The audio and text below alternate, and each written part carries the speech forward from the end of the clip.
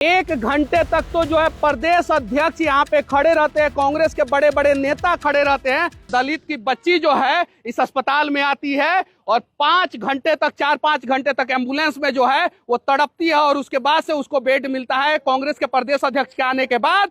और वो बच्ची जो है वो 12 घंटे तक भी जो है इस अस्पताल में जिंदा नहीं रही। मुजफ्फरपुर की वो बच्ची थी और वो 4 घंटे तक एम्बुलेंस में जो है संघर्ष करते रही। उसे एम्बुलेंस से जो है नीचे नहीं लिया गया, उसका इलाज नहीं किया गया और इस वजह से जो है उसका देहांत हो जाता है। लो मैं फिर से आ गया तुम्हारी सच्चाई दिखाने और बिना सिक्योरिटी बिना बाउंसर का आया हूं।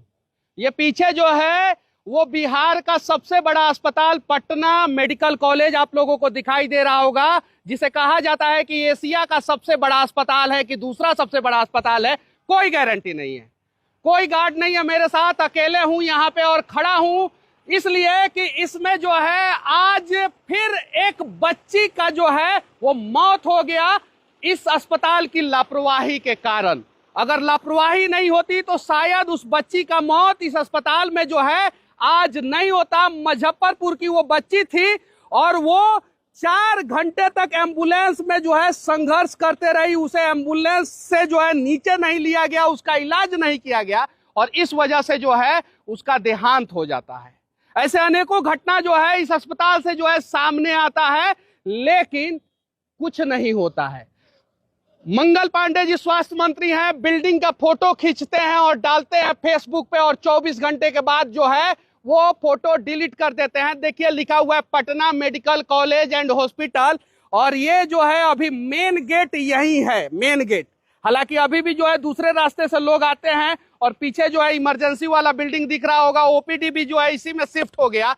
कल कांग्रेस के प्रदेश अध्यक्ष आए थे, इसी अस्पताल में अंदर आए थे, एक बच्ची को बेड दिलाने के लिए आए थे, एक बच्ची का सही समय पे इलाज कराने के लिए आए थे, लेकिन उस बच्ची का सही समय पे इलाज नहीं होता है। एम्बुलेंस में उसे 4 घंटे तक संघर्ष करना पड़ता है और उसके बाद से 1 घंटे तक तो जो है प्रदेश अध्यक्ष यहाँ पे खड़े रहते हैं, कांग्रेस के बड़े बड़े नेता खड़े रहते हैं और उसके बाद से जो है उनको बेड मिलता है और उसके बाद से जो है अच्छे ढंग से इलाज नहीं होता है। शायद इस वजह से जो है वो बच्ची अब हमारे बीच में नहीं रही।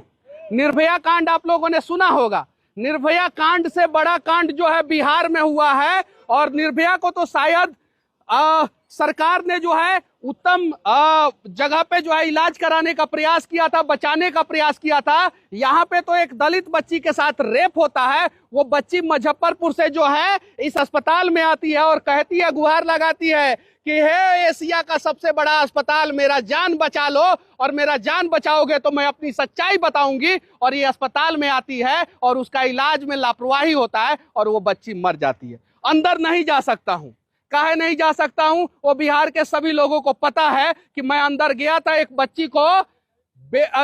बच्ची का सही इलाज कराने के लिए, सही ढंग से इलाज कराने के लिए। और उस समय मेरे साथ क्या हुआ था, मुझे बंधक बनाया गया था, मेरे साथ मारपीट हुई थी और उस समय कुछ लोग हंस रहे थे और तुम्हारी हंसी के वजह से आज एक और बच्ची जो है वो मर गई इस अस्पताल में। तुम लोगों की हंसी के वजह से आज नहीं आवाज उठाओगे तो कब आवाज उठाओगे? और मैं इन लोगों से भी कहना चाहता हूं, आप लोग डंडा मत उठाया कीजिए। आप लोगों की सैलरी 35,000 रुपया होनी चाहिए। मिलता है 35,000? ईमानदारी से बोलिएगा, नहीं मिलता है ना? तो आप लोग प्लीज हाथ जोड़ रहे हैं कि बिहार के किसी गरीब पे डंडा मत उठाइए, क्योंकि आप लोग भी जो है कोई अमीर परिवार के नहीं है, किसी विधायक और सांसद के घर के आप लोग नहीं है। मत मारा कीजिए किसी गरीब को, मत मारा कीजिए। आप लोगों को भी जो है 35,000 रुपया सैलरी मिलना चाहिए, 35,000 रुपीज सैलरी आप लोगों को मिलना चाहिए और नहीं मिलता है। और आप लोगों को भी जरूरत पड़ेगी तो मनीष आवाज उठाएगा आप लोगों के लिए, लेकिन आप लोग अगर गरीबों पे डंडा चलाइएगा तो नहीं उठाएंगे हम लोग आवाज आप लोगों के लिए। ये चीजें हैं, अस्पताल से जो है इस प्रकार की घटनाएं सामने आती है। और यही Patna medical college and hospital है, ये अपना 100वां वर्षगांठ मना रहा है। 100वां यानी स्वर्ण जयंती मना रहा है। देखिए पीछे लिखा हुआ है स्थापित 1925 में ये अस्पताल जो है वो स्थापित हुआ। 100 साल इस अस्पताल का हो चुका है और 100वां वर्षगांठ कैसे मना रहा है? मनीष कश्यप जैसे लोगों को अंदर बंधक बना के, मार पिटाई करके और उसके बाद से जो है दलित बच्ची जो अपने इलाज के लिए यहाँ पे आती है और उसका सही ढंग से इलाज नहीं करके, और गार्ड लोगों का भी सैलरी जो है 35,000 रुपया नहीं मिलता है। और आप लोग मेरा वीडियो बना रहे हैं, जाइए सच्चाई दिखाइए, बनाइए, और मेरे ऊपर आप लोगों को हंसी आ सकती है आज, लेकिन जिस दिन जो है आपकी बहन, आपकी बेटी, आपकी माँ, आपके घर वाले इस अस्पताल में मरेंगे ना, उस दिन आप लोगों को एहसास होगा। मनीष कश्यप के साथ जब बदतमीजी हुई थी तब बहुत सारे लोग हंस रहे थे, आज उनकी हंसी के वजह से जो है इस अस्पताल में एक बच्ची जो है इलाज के बिना मर गई। मैं आप लोगों से विनती करना चाहता हूं, मत आइए इस अस्पताल में। ये अपना 100वां वर्षगांठ जो है ना लोगों को मार के मना रहा है, मत आइए। सिस्टम की लापरवाही है, स्वास्थ्य मंत्री की लापरवाही है, और इस वजह से आज भी इस अस्पताल में जितने डॉक्टर चाहिए उतने डॉक्टर नहीं है, जितनी व्यवस्थाएं चाहिए उतनी व्यवस्थाएं नहीं है।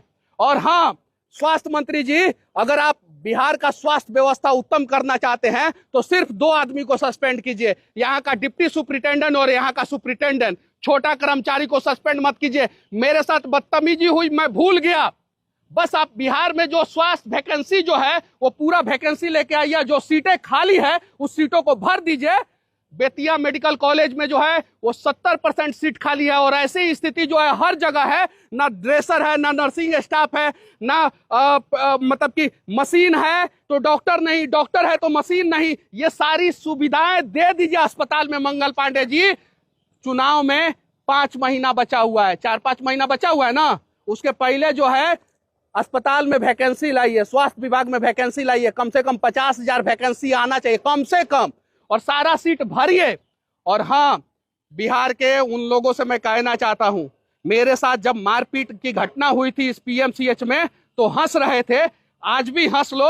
एक दलित की बच्ची जो है इस अस्पताल में आती है और 5 घंटे तक, 4-5 घंटे तक एम्बुलेंस में जो है वो तड़पती है, और उसके बाद से उसको बेड मिलता है कांग्रेस के प्रदेश अध्यक्ष के आने के बाद, और वो बच्ची जो है वो 12 घंटे तक भी जो है इस अस्पताल में जिंदा नहीं रहती है। बाकी मेरा मजाक तो आप लोग समय समय पे उड़ाएंगे, जब समय आप लोगों का मजाक उड़ाएगा तो आप लोग कहीं के नहीं रहेंगे। और लो, मैं फिर से आ गया, अकेले आया हूं, बिना बाउंसर का आया हूं, बिना बिहार पुलिस के सुरक्षा के आया हूं, और यहाँ पे मैं बोल रहा हूं कि इस अस्पताल में अच्छे ढंग से इलाज नहीं होता है, और नहीं होता है तो नहीं होता है। और मैं बोलूंगा, स्वर्ण जयंती जो अस्पताल मना रहा है, 100 साल जिस अस्पताल का हो गया, वहां की स्थिति जो है पूरे भारत में नहीं पूरे विश्व में बद से बदतर हो चुका है। बाकी मेरी बातें बुरी लगे तो मैं माफी चाहता हूं, बस इतना कहना चाहता हूं। मंगल पांडे जी, स्वास्थ्य व्यवस्था को दुरुस्त कीजिए, और बिहार स्वास्थ्य विभाग जो है, बिहार का स्वास्थ्य विभाग जो है उसमें वैकेंसी लाइए। डॉक्टरों की कमी है, नर्सिंग स्टाफ की कमी है, पैरामेडिकल स्टाफ की कमी है, और उस कमियों को दुरुस्त कीजिए। वरना दलित की बच्ची हो या अति पिछड़ा समाज की बच्ची हो या पिछड़ा समाज की बच्ची हो या स्वर्ण समाज की बच्ची हो, अगर वो अस्पताल में आएगी अच्छे इलाज के लिए तो उसका अच्छा इलाज यहाँ पे नहीं होगा। बाकी अगर मेरी बातें अच्छी लगे तो पहुंचा देना आप लोग मंगल पांडे तक, और पहुंचा देना नरेंद्र मोदी जी तक। और मैं फिर से कहना चाहता हूं, मोदी जी 100 साल हो गया इस अस्पताल का, 100 साल हो गया है, और 100 साल से ज्यादा पुराना जो है अपना पटना यूनिवर्सिटी हो गया है। एक बार जो है आप पटना यूनिवर्सिटी में और एक बार जो है Patna medical college and hospital में आइए। एक बार मोदी जी, एक बार आइए, आपका चरण धो के जो है हम लोग पिएंगे। मोदी जी, एक बार आइए। आप 50 बार बिहार में आए हैं, 50 बार जो है हम लोगों ने भर भर के प्यार दिया है मोदी जी आपको। आप एक बार जो है इस अस्पताल में आइए, और एक बार जो है आप पटना यूनिवर्सिटी में आइए।